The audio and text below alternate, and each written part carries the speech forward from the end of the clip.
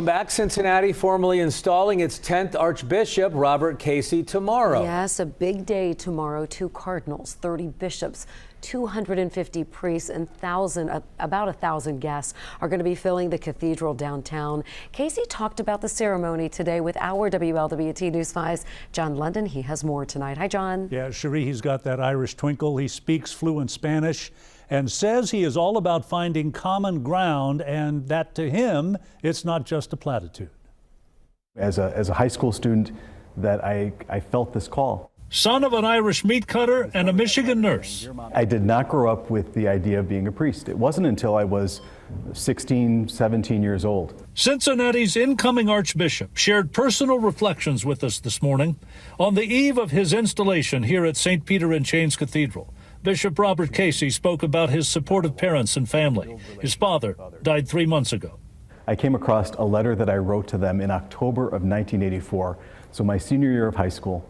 I had been on a retreat, and I had written to them saying, I'm thinking about being a priest. I had never expressed that thought before. I'd never really thought about it. They didn't push me. They didn't pull me away. They simply said, do what God is calling you to do. He comes here at a time of deep division, politically and culturally. Many Catholics are divided about the current pope. Being Catholic is both a gift and a challenge.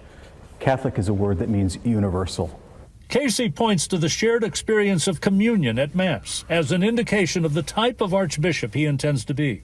It becomes my primary work. As a bishop, I'm simply not invited to shepherd one part of the flock. I've been entrusted with the flock. He's big on dialogue, saying he's willing to engage with the transgender community, eager to connect with the local immigrant community. The temptation is towards division and isolation and separation. But the call that we find as church is a call to bring people together.